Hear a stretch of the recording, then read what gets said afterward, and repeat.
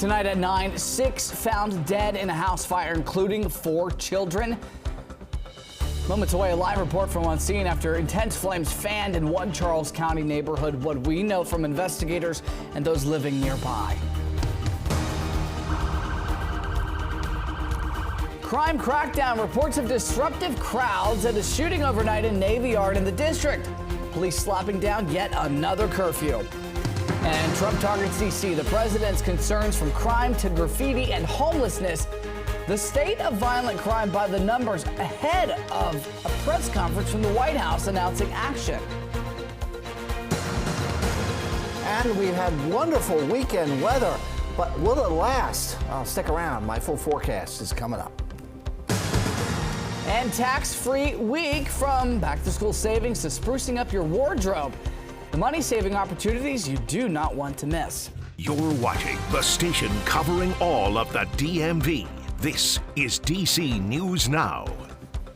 Good Sunday evening. Thank you for joining us for DC News Now at 9 o'clock. I'm Ben Dennis. We begin tonight with breaking news. 6 people are confirmed dead after a devastating house fire in Charles County, Maryland. It includes 4 children. That massive blaze broke out this morning in Waldorf. Officials rushed to North Declaration Court around 8:40 a.m. Reports at the time, people trapped inside. There's heavy flames engulfing the home. The investigation centralizing around the outer porch. We're told it quickly became a 2-alarm fire. Those 4 children confirmed dead, 2 additional adults.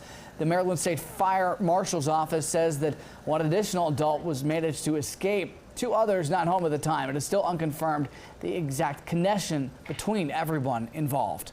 There was a lot of black smoke, and I didn't see any fire until I passed, and I looked in my rearview mirror and saw the fire on the, it looked like the back porch was on fire, but the smoke was really heavy. We typically don't see multi-fatal fires anywhere throughout the state. So this is extremely tragic. It's extremely devastating to us, the investigators, the community, the neighborhood. So this is one of the ones that we really want to provide answers to the family and to the neighborhood. And the State Fire Marshal's office says right now there's no evidence of arson. Investigators are still looking into possible accidental causes. They remain on scene. A live report coming up. All right, in the district. In the nation's capital, overnight, crowds of young people driven out of Navy Yard after a shooting. Police shining flashlights into small crowds of teenagers, ordering people to leave. One neighbor felt the need to document this, what he witnessed. All on video, including what he says sounded like gunshots, then seeing the trash that was left behind. DC police say they were monitoring a large group of teens on M Street around 9:30. That's when they say they saw a boy fire a gun toward that group. Nobody was hit, good news. Police say that boy was arrested, that gun recovered. It was stolen from outside DC.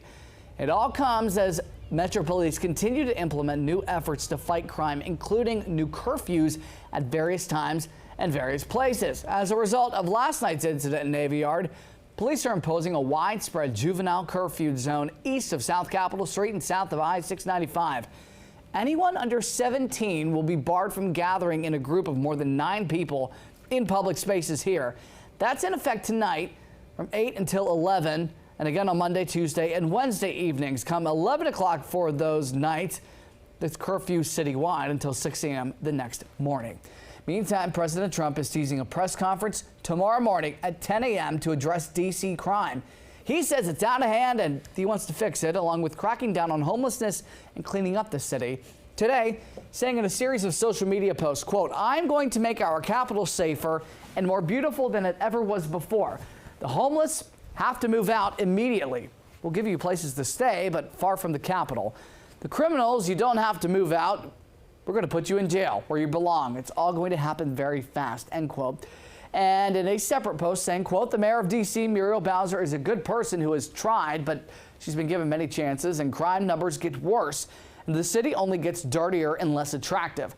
While Mr. Trump claims the D.C. crime rate has been rising recently, the data from D.C. police tell a different story. Violent crime is down 26% so far this year, according to the latest figures published Friday.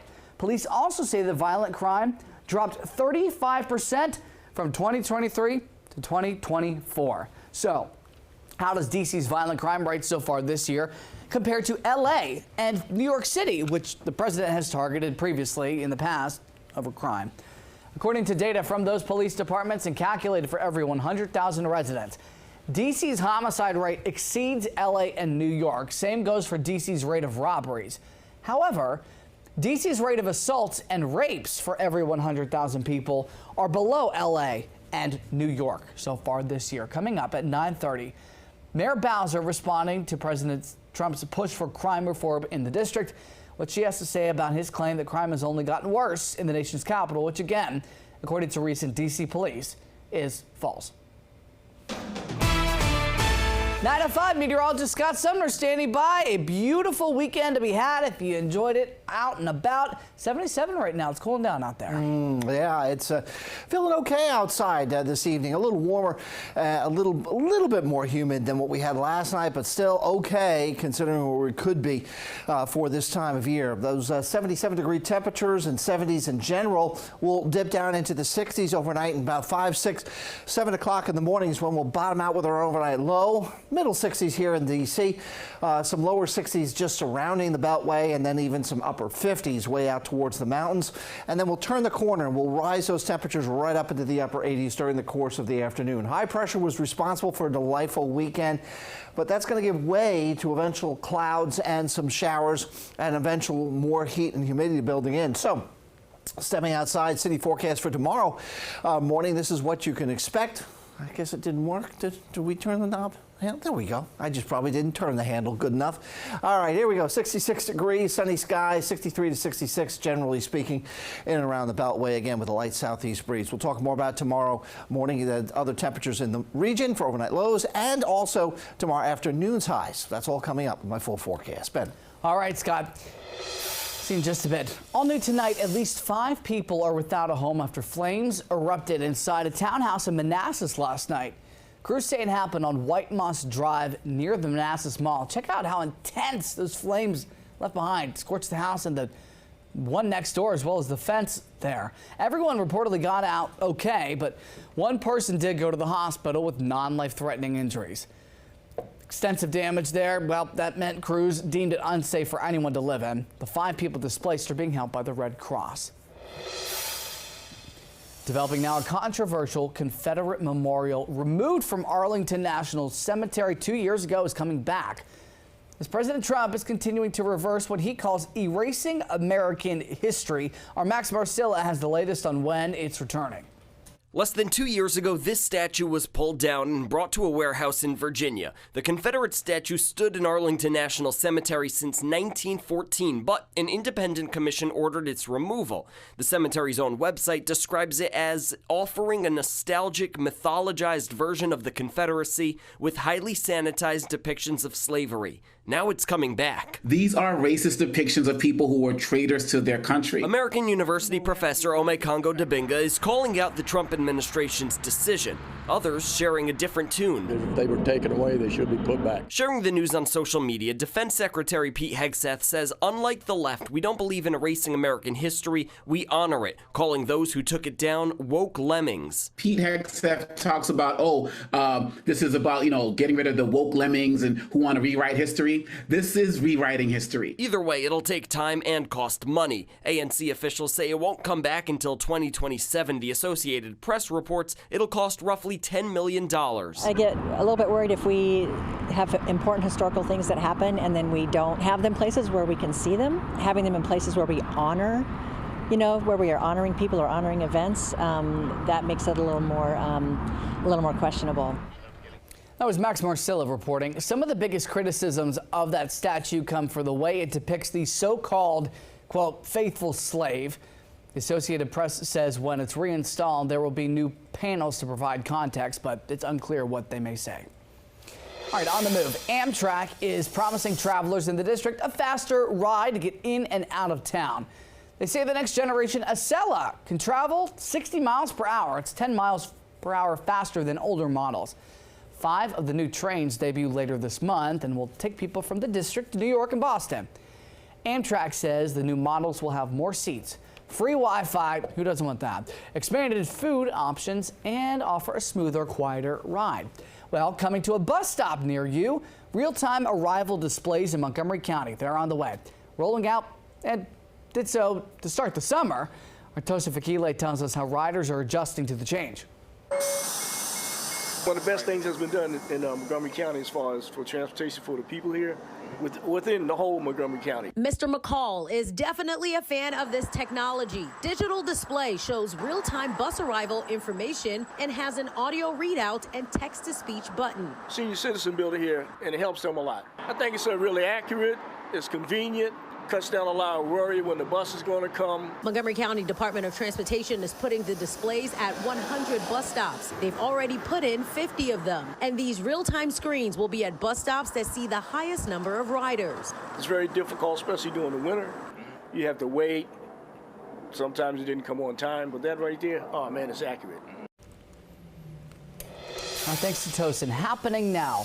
Maryland's tax-free week is underway. There are no sales tax on clothes under $100, and the first $40 you spend on backpacks will be tax-free. Those savings run all through this week through Saturday the 16th. And also happening now in Maryland, the 76th annual Montgomery County Fair. Plenty of fun to be had with those multiple carnival rides, contests, live performances, music. Tickets to get in the gate are $18. And you have to pay for those ride credits. Fairgoers say they're getting their money's worth by enjoying all the exhibits that the county tradition has to offer. Love coming here yearly. It's a tradition of ours. The boys love just exploring the animal stalls, and we like getting all the sweet treats and experiencing the rides. Love seeing the animals, love eating the food. The kids love the rides, so it's always a great family time. Plan ahead for parking and may come with a price. We got more information on our website about that at dcnewsnow.com. The fair lasts till August the 16th.